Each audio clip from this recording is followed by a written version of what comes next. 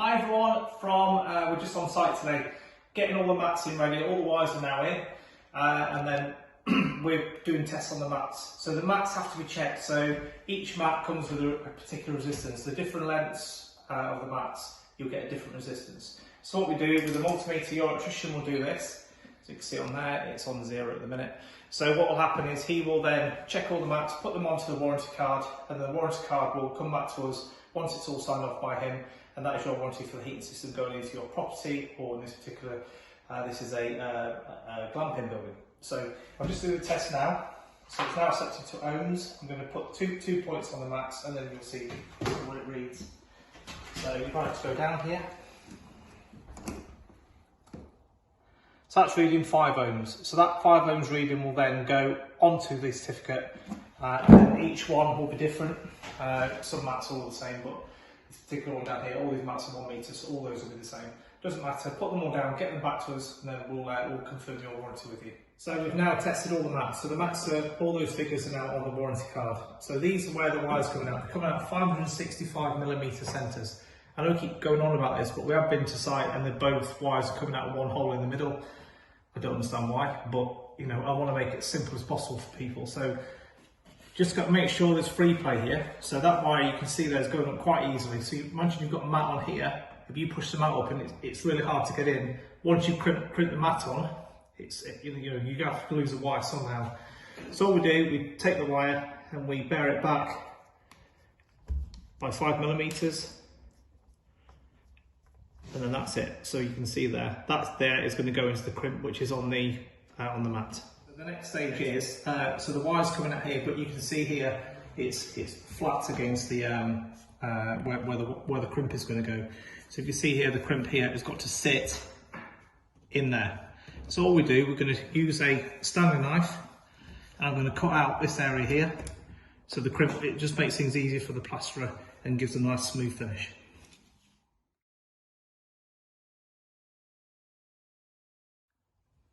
Okay, so what I've done now, I've just took out a bit of the plaster here. You can see all the way around this side, there's a slight near us. So I've just took that out here.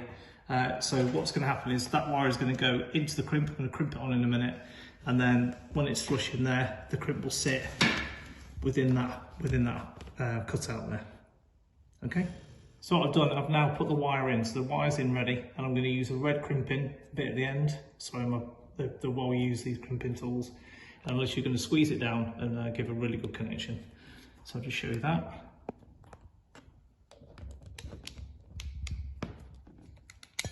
So you see there now, that is really well crimped in there. Done. Another one of Gal's top tips is draw a line. So this line here is straight right the way across the room. If you can see, it's just only a pencil line, but you can use a marker pen or whatever. This makes things so much easier. So when you're putting the wires in, it's all nice and straight, so that when you're putting the mat on, the mat starts rolling out, you've got a nice straight run across the ceiling.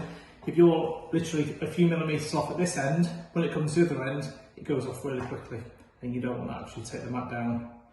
It becomes a nightmare. So make it all really easy. Preparation is key.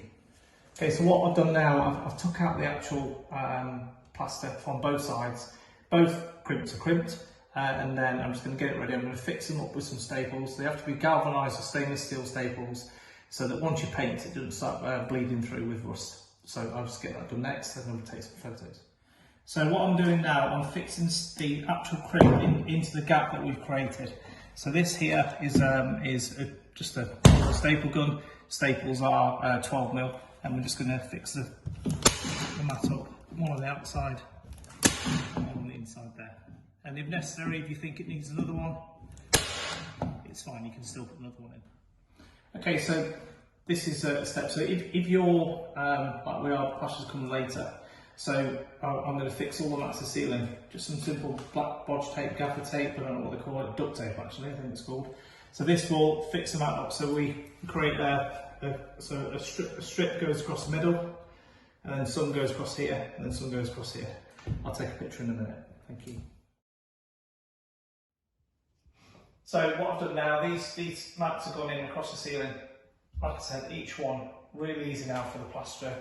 Put a bed of plaster just underneath and just wider than the mats, and then it will just literally push the mat straight into the ceiling. Like I said, preparation makes this job so much easier. If you have things like this, it just makes people want to do it more and more. Thank you, take care, bye bye. Mountain thermostat, 1.2 metres above the ground. You've got a feed coming from the board, 16 amp C-type breaker. And then you've got a feed coming away from this thermostat, which is going to be here, obviously out of the box. That's going back to the power supply. So the power supply, we do send you a wiring diagram showing how it's all wired together. So this is the feed going out, this is the feed coming in. It goes straight to the back of the thermostat. I don't know why I'm doing that because it's in a box, but you'll see when you take the thermostat out, there's two different areas, so input and output. Okay? A little smart. Cheers, bye bye. As you can see down here, where you can't see now because it's invisible, that's the beauty of the heating, there's a 4 metre strip running all the way down this slope. But you can also see that they've cut the lighting through the actual mats. The maximum diameter of the lights is 70 millimetres. So we have that all in the instructions to make it nice and clear for you. You cannot cut through the buzz bars which go down outside. It's basically a copper strip which is about 20 millimetres thick. Again, we'll teach you how to do that. Thank you.